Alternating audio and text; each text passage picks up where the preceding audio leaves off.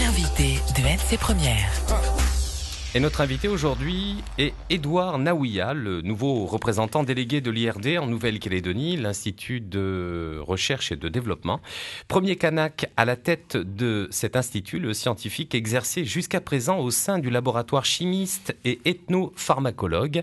Les questions de Thierry Belmont. Bonjour Édouard Naouia. Bonjour. C'est fait, vous avez pris vos fonctions au sein de l'IRD ? Oui, c'est fait depuis le 1er avril 2017. Et comment on se sent dans le fauteuil de directeur ? Je me sens bien. Quelles seront vos priorités, Édouard Naouia ? Écoutez, mes priorités, c'est mettre en œuvre les orientations du plan d'orientation stratégique et le contrat d'objectifs prioritaires de notre institut qui a été signé par les objectifs de tutelle, donc toujours en relation avec la présidence de l'IRD. Et ensuite, me rapprocher davantage des décideurs du territoire et répondre à leurs attentes en matière de recherche, en matière de développement, en matière de valorisation et de la formation de la jeunesse. Et vous avez envie d'imprimer votre marque, Édouard Naouia ? Je pense que si la présidence de l'IRD, notamment Jean-Paul Moiti, qui est le PDG de l'IRD, m'a nommé, c'est parce que derrière cette nomination, il y a tout un symbole qu'il veut faire passer et des messages en direction de la Nouvelle-Calédonie, mais pas uniquement, puisque je suis représentant de l'IRD en Nouvelle-Calédonie, mais aussi j'assure la représentation de l'IRD au travers de la coopération régionale dans la région Pacifique.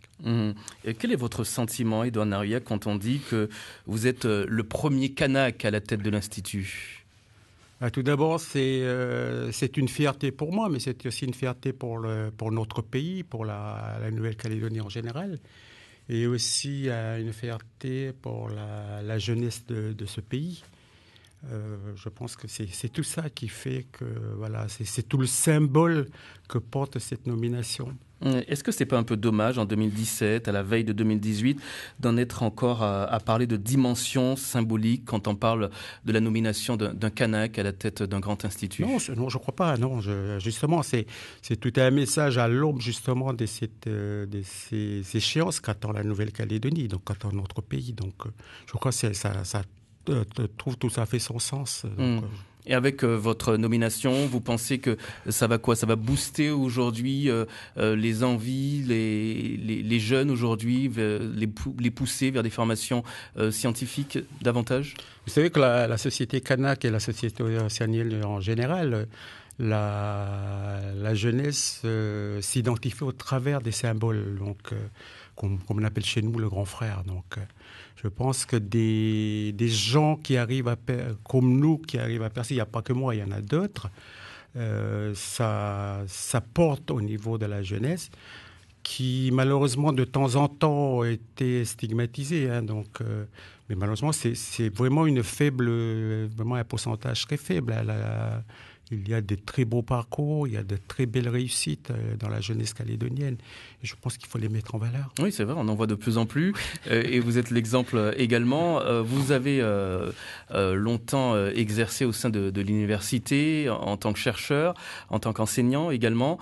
Est-ce que vous voyez des talents émerger, des talents Kanak émerger et qui pourraient construire la Calédonie de demain ? Oui, moi j'ai commencé ma carrière depuis 1990 à l'université de la Nouvelle-Calédonie, parce que c'est cette année-là où j'étais affecté encore à Majata, puisque à l'époque c'était encore le centre universitaire de la Nouvelle-Calédonie qui était rattaché à la Polynésie française. Et depuis 90 jusqu'aux années 2000, j'ai vu passer des jeunes.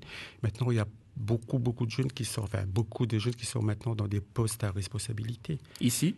ici et ailleurs, hein, parce qu'il y a aussi des jeunes qui sont partis ailleurs. Hein, donc, est-ce qu'on ne perd pas aujourd'hui des talents au profit de l'extérieur? Est-ce qu'on arrive à faire revenir tous ces jeunes qui partent étudier Oui, il y a certains qui reviennent, mais on ne peut pas non plus employer tous les jeunes en Nouvelle-Calédonie. Il faut aussi, quand on fait de la formation, il faut aussi donner la possibilité à nos jeunes de pouvoir, comme on dit, la mobilité, de pouvoir partir exercer ailleurs en fonction de leurs compétences, en fonction de ce qu'ils ont fait, en fonction de leurs envies. Donc, oui, vous dites être là aussi pour faciliter les relations avec les autorités coutumières, Edouard Naouia. Qu'est-ce que vous voulez dire par là ?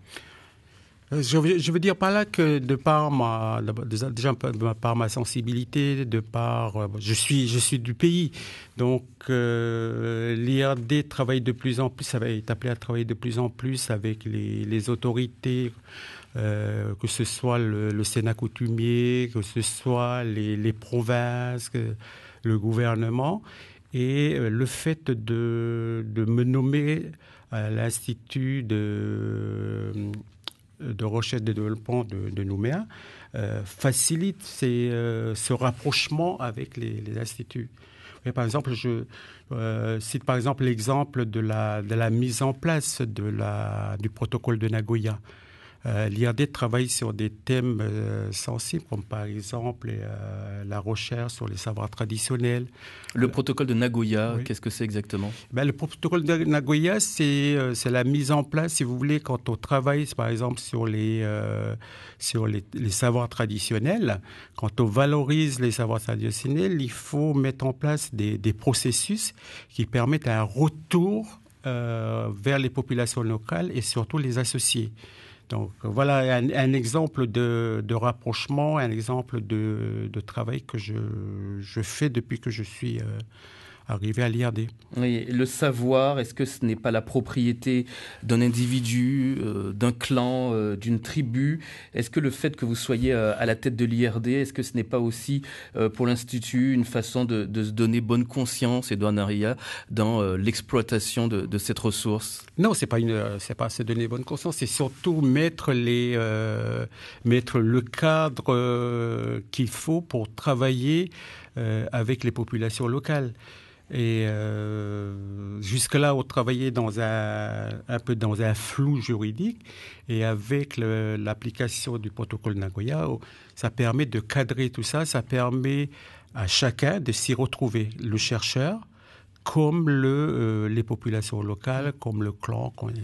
Est-ce que justement ce flou juridique, est-ce qu'il n'est pas exploité en ce moment, jusqu'à maintenant, quand on parle de plans traditionnels? Comment protéger ce savoir quand on sait que la connaissance peut être partagée internationalement à des fins commerciales?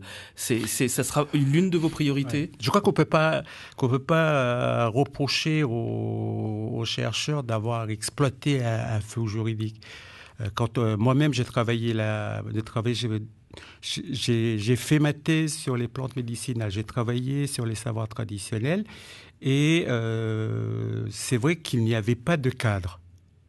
Mais maintenant, il faut, avec le protocole de Nagoya, avec la loi du pays sur la protection des savoirs traditionnels, en cours d'élaboration, avec tout ça, on met un cadre pour travailler sereinement. Et ce cadre sera suffisant, et ce sera donc votre priorité également pour protéger ce savoir, pour qu'il ne soit pas utilisé n'importe comment, et qu'il y ait des retombées, parce qu'il y a aussi cette notion de retombées pour le pays et pour les gens qui donnent ce savoir-là. Oui, c'est ça, c'est le but.